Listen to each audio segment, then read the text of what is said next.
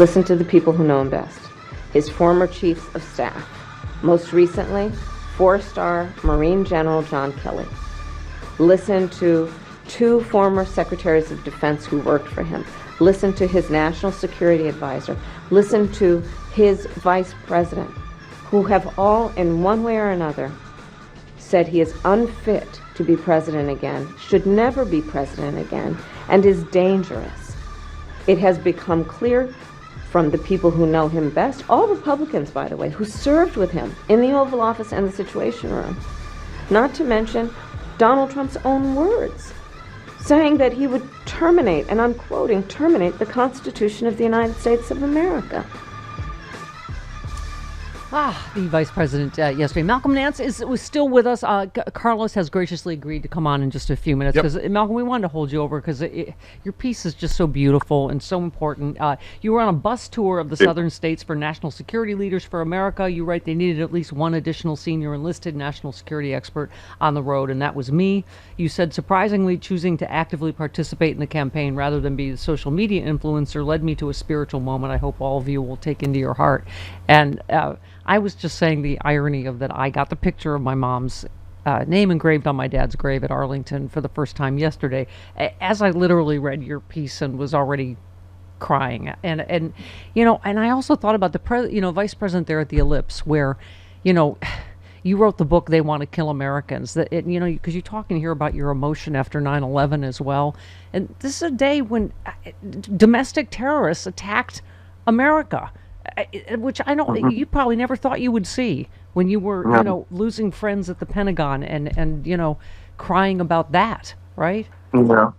Yeah. What I said in the article is that the emotions I'm feeling right now, and that many of you are feeling right now, are probably pretty close to the ones you felt on 9/11.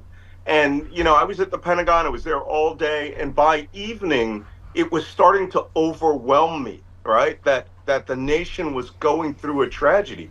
Next Tuesday, we could all be in tears or we can all be in jubilation. And that's why I wrote that, while I was praying, God, I can't even believe what I said, while I was praying along with Washington, who was on his knees, that we need to pray. We need to not just pray, but to get up. As I said, I was inspired by Washington was saying to me, get up and fight, man. Get up and fight. And that's where we are this last week.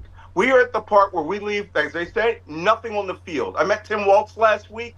That was the first thing he said. We leave nothing on the field here.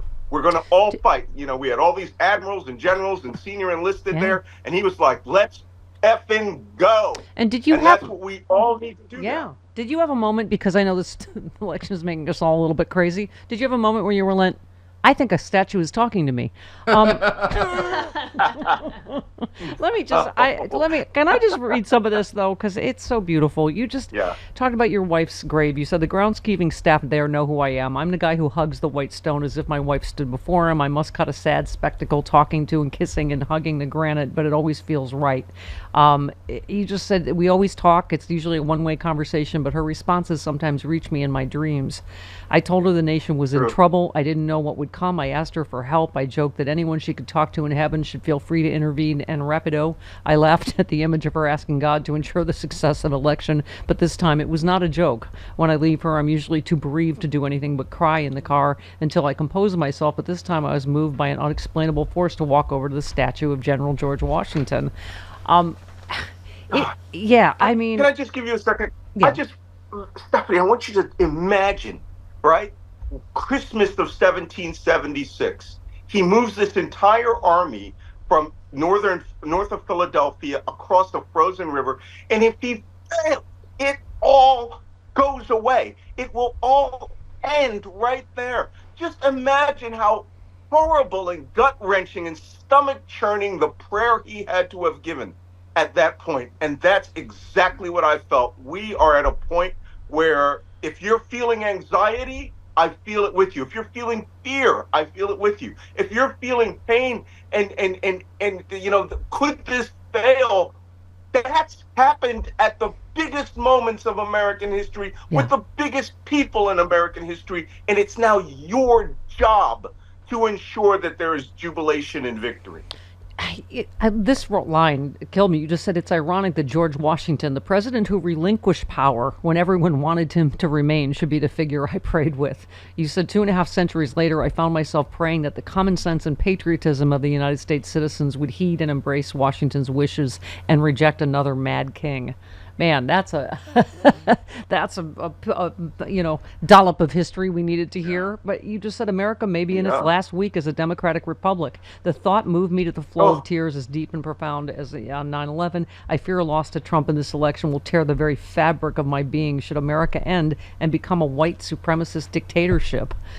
And you just, you talk about this whole, like, what you felt from, Washington was stand up and fight, man. The fight I was tasked with was to do everything in my power to see General Washington's wishes were fulfilled by the people's power. You said, so now it's your turn. You must vote for your life. You may forfeit it and your rights if you do not.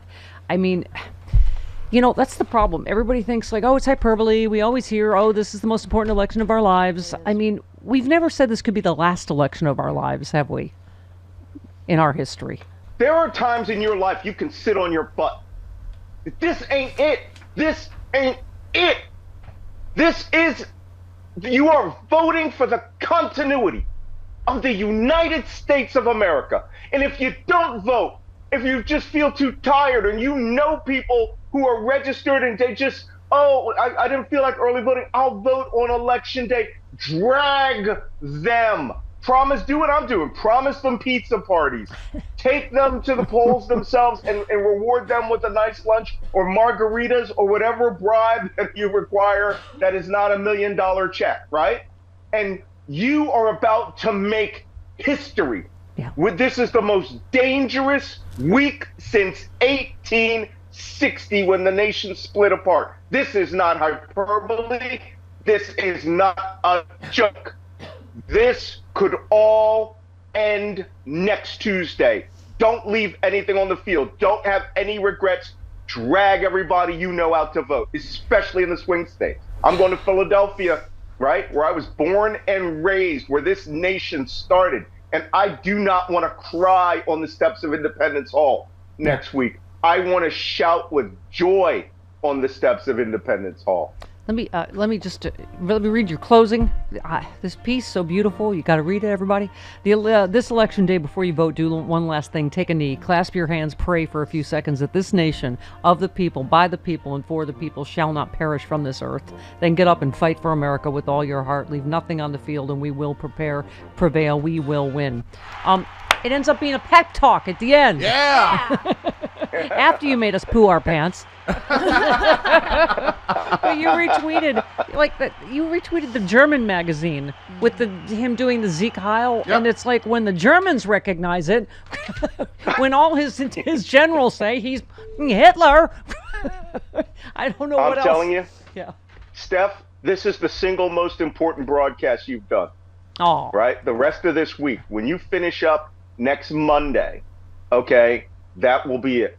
Yeah. Now, we're all on the enemies list. I know I am. Damn, I wrote 5 books about them. Yeah. And I've got those people out there saying it. You're on the enemies list. But you know what? It all goes away. The end of that crazy era, all we have to do is deal with J.D. Vance, and he can be managed by showing him pictures of Barca loungers.